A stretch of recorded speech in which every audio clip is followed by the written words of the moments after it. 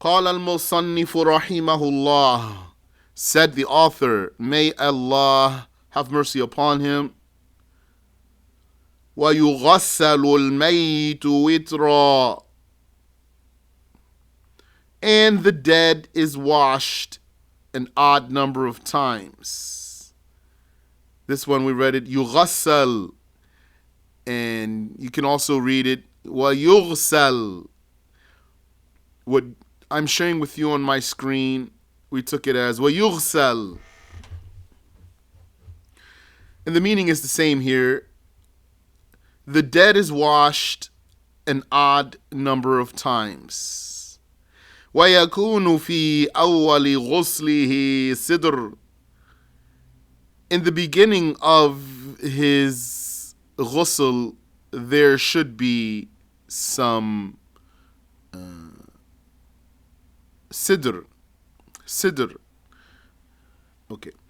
وفي آخره شيء يسير من الكافور, and in its end, يعني in the last washing, or at the end of the washing, there should be a little bit of camphor. شيء يسير من الكافور, a little bit of camphor. This copy I'm reading says شيء يسير, a little bit. And the copy I'm sharing with you on your screen, it just says شيء من الكافور, some camphor. The intended meaning is the same here, although my copy I'm reading from has an additional word. الشرح, the explanation. قد مر ذكر أقل الغسل, mentioning the minimum ghusl has already passed. The mentioning of the minimum ghusl has already passed. وَأَمَّا أَكْمَلُهُ فَأُمُورٌ, now concerning the excellent ghusl for the dead, the most complete, it consists of issues. فأمور كثيرة, many issues. منها ما ذكره الشيخ, and some of them have been mentioned by the sheikh. The sheikh here means Abu Shuja', rahimahullah. فيغسل بعد توضئته رأسه, and so after performing wudu on the dead, his head will be washed. ثم لحيته, then his beard. بصدر وخطم ونحوهما, by using the sidr, that's called Christ's thorn, and by using khitmi, I'm not sure how to translate it, and the likes of those. ويغسل الشق الأيمن ثم الأيسر ثلاثة, the right side will be washed, and then the left side 3 times. لما روى البخاري عن عطية رضي الله عنها, because of what Al-Bukhari narrated from Atiyah, may Allah accept from her, أنها قالت, that she said, دخل علينا رسول الله صلى الله عليه وسلم ونحن نغسل ابنته, the Messenger of Allah صلى الله عليه وسلم came in while we were washing his daughter. فقال, and so he said, اغسلنها ثلاثا أو خمسا أو أكثر من ذلك, wash her thrice or 5 times or more than that. إن رأيتن ذلك, if you see so, if you see to do so. That's how we do when we wash the dead. We might do them 3 times, might do them 5 times. we see, what do we see each time, and then we'll decide. Bima'in wa sidr, do so with water and Christ's thorn. وَجَعَلْنَا فِي الْآخِرَةِ كَافُورًا أَوْ شَيْئًا مِّن كَافُورٍ, and put in the last wash camphor, or a little bit of camphor.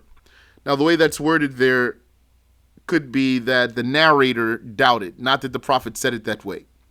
Looks like the Prophet said it that way if you just read the way the words go. وَجَعَلْنَا فِي الْآخِرَةِ كَافُورًا أَوْ شَيْئًا مِّن كَافُورٍ, and put in the last wash camphor, or a little bit of camphor. So either that's the way it's reported from the Prophet alayhi salatu wasalam, or that's from the narrator doubting which way he said it. وَابْدَأْنَا بِمَيَامِينِهَا, that one's a little tricky for my tongue. وَابْدَأْنَا بِمَيَامِينِهَا وَمَوَاضِعِ الْوُضُوءِ مِنْهَا, and start with her right and with the wudu parts. قالت, Atiyya said, فَضَفَّرْنَا شَعْرَهَا ثَلَاثَةَ أَثْلَاثًا قَرْنَيْهَا وَنَاصِيَتَهَا. We braided her hair in thirds. We gave her 2 braids, and yani. So qarnayha means like on the side. What do you call those? Are those what they call pigtails? I don't know. I'm not sure. So I know if it's in the back, it's called ponytail. If it's on the sides, I'm not sure what that's called. The braids. She said we gave her 3 braids, 2 on the side. So they call those in the Arabic horns. Qarnayha, 2 horns, means 2 braids on the side. And her bang, that means the one in the front, the forelock. وفي رواية البخاري, subhanallah, sometimes we had to also, when we dealt with some brothers who had long hair, like they had dreadlocks, then sometimes we had to maneuver with their hair. وفي رواية البخاري وألقيناها خلفها, and in Al-Bukhari's rendition, it is reported, so it looks, if I translate it very literally, we threw them behind her. Maybe that means we fastened her braids or pulled them back. Maybe it means we pulled her braids backwards, towards the back. We'll ask inshallah, what does that mean? وَأَلْقَيْنَاهَا خَلْفَهَا وَيُسْتَحَبُّ تَسْرِيحُ لِحْيَتِهِ وَرَأْسِهِ, and it is recommended to comb the beard and the head of the dead. إِنْ كَانَ عَلَيْهِمَا شَعْرٌ, if there's hair there. بِمُشْطٍ وَاسِعِ الْأَسْنَانِ, and to use a comb that has wide teeth. So sometimes we use the hair pick. So now I'm just reminding myself and you, inshallah, next time any of us need to take care of the dead Muslim, get wide tooth comb. Put that on make a note of that, inshallah ta'ala. وَيَكُونُ بِرِفْقٍ لِأَلَّا يَنْتِفْ, and this combing that's done to the dead should be done gently, so not to pull his hairs out. فَإِنِ انْتَتَفَ شَيْءٌ رَدَّهُ بَعْدَ غَسْلِهِ إِلَيْهِ وَوَضَعَهُ مَعَهُ فِي الْكَفْنِ. If any hairs are pulled, then they will be replaced with the dead after completing his ghusl. So any hairs come off, then put them to the side, and then complete the ghusl, and then put them back with him, and let them be shrouded with him. وَوَضَعَهُ مَعَهُ فِي الْكَفْنِ. They will be put, they will be shrouded with him. وَاعْلَمْ أَنَّهُ يَجِبُ الْإِحْتِرَازُ عَنْ كَبِّهِ عَلَى وَجْهِهِ. And know that it is obligatory to avoid turning the dead over on his face. That's haram to put the dead Muslim on his face. Even if it's not haram for a Muslim to lay on his own face. Even if it's not haram for you to lay on your own face, it is haram for you to put the dead Muslim on his face. فَإِذَا غَسَلَهُ بِالسِّدْرِ وَنَحْوِهِ أَزَالَ ذَلِكَ. Then, after washing him with the Christ's thorn or the like, that will be removed. ثم بعد زواله يغسل بالماء القراح. ثلاثة. Then, after removing that, he will be washed with pure water thrice. ويجعل في كل غسلة كافورا. And camphor will be put in each wash. So that's a nice review for me there. Camphor will be put in each wash. وَفِي غَسْلَتِهِ الْأَخِيرَةِ آكَدْ. But the last wash is most emphatic. That's what we usually would do. Put the camphor in the last wash.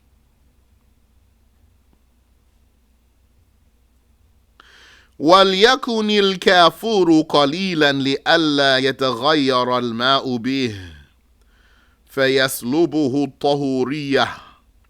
And let the camphor be slight, so that the water does not change because of it and then have its purifying properties withdrawn. فَلَا يَكْفِي ذَلِكَ فِي الْغُسْلِ. So any water that lost its purifying power is not going to be sufficient for giving the dead Muslim a bath. كما لا يكفي الماء المخلوط بالسدر ونحوه. And likewise, it's not sufficient for the water to be mixed with the Christ's thorn or the like, meaning to the point that it loses its purifying power. فَلْيُتَنَبَّهْ لِذَلِكَ. So let there be attention paid to that. وإلى هذا الإشارة بقول الشيخ شيء يسير من كافور. To this, the statement of the Sheikh, that's Abu Shuja', signaled. And his statement is, and a little bit of camphor. قال المصنف رحمه الله, said the author, may Allah have mercy upon him, وَيُكَفَّنُ فِي ثَلَاثَةِ أَثْوَابٍ بِيضٍ. And he is shrouded in 3 shrouds, or 3 cloths, 3 thobes, 3 wraps. لَيْسَ فِيهَا قَمِيصٌ وَلَا عِمَامَةٌ. None of those 3 is a shirt nor a turban. That doesn't mean he can't get a shirt or a turban. It means that these 3 are not a shirt or a turban.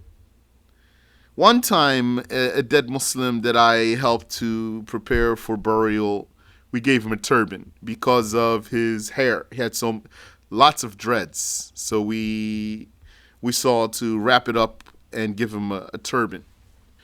Ash-sharh, the explanation. تقدم أقل الكفن. The minimum shrouding has already passed. ويستحب أن يكفن الرجل في 3 أثواب. And it is recommended that a man would be shrouded in 3 cloths. And if these cloths are coming from his own money, then that's obligatory. Those 3, the number 3 is obligatory if that's coming from the dead's money. وَأَفْضَلُهَا الْبَيَاضُ, and the best to shroud the Muslimin is white. And they should all be the same length, those 3. وَلَا يَكُونُ فِيهَا قَمِيصٌ وَلَا عِمَامَةٌ, and none of them should be a shirt or a turban. بَلْ إِزَارٌ وَلَفَّتَانِ, rather they should be a waistcloth, an izar, and 2 wraps. That I've never done before. We always just cover his whole body with 3. But if one of them is going to be an izar, that means covered from navel to knee. So, فَالْإِزَارُ مِنْ سُرَّتِهِ إِلَى رُكْبَتِهِ, his waistcloth should be from the navel to the knee. وَالثَّانِي مِنْ عُنُقِهِ إِلَى كَعْبِهِ, and then the second wrap should be from his neck to his ankle. وَالثَّالِثُ يَسْتُرُ جَمِيعَ بَدَنِهِ, and then the third one would cover his entire body. So I've never done this way before. Maybe next time, insha'Allah ta'ala, we'll do it that way. It depends on who you're working with, though. Sometimes depends on who you're working with. So if you're working with someone, it seems sometimes that when you're dealing with the funeral, that for some reason, maybe a lot of ego comes out from some people when it's time to deal with the dead persons. Like some people feel that they are professionals and they know very well what they're doing. And I'm not talking about some people who work in the parlors, the funeral parlors, funeral homes. Just talk about brothers who they help out, and sometimes you never met them before. So someone dies, and then some Muslims meet, and then maybe some of them, they feel like they know a lot. So if you're dealing with some situations, you're going to assess your situation, and then you don't have to do what we're describing right now. If that's foreign to someone, he didn't take the detailed fiqh like we're taking it now. Or you can try to teach him. You can offer him the knowledge you have, and if he accepts, then you can do it. But inshallah, maybe next time, if Allah wills for me to do another body, I'll try this here. So, 3 wraps. The first one's an izar, covering from the navel to the knee. The second one is from the neck to the ankle. And then the third one covers the entire body. وَإِن كُفِّنَ الذَّكَرُ فِي خَمْسَةٍ, and if the male is shrouded in 5, فَهِيَ الثَّلَاثَةُ الْمَذْكُورَةِ, they would be the 3 that have been mentioned. وَقَمِيصٌ وَعِمَامَةٌ, and added to that a shirt and a turban. وَأَمَّا الْمَرْأَةِ, and concerning the woman, فَفِي خَمْسَةِ أَثْوَابٍ, she would be buried in, she would be shrouded in 5 shrouds. إِزَارٌ وَخِمَارٌ وَقَمِيصٌ وَلَفَّتَانِ, a waistcloth, a headscarf, a shirt, and 2 wraps. This qamis we're talking about here is a woman's qamis, something that the woman wears. Yani, a dhara', what do you call that woman's shirt? Dhara'. وَهَذِهِ الْأُمُورُ ثَابِتَةٌ بِالسُّنَّةِ, these matters are confirmed by the prophetic way. وَاللَّهُ أَعْلَمُ, and Allah knows best. وَاعْلَمْ أَنَّ كُلَّ شَخْصٍ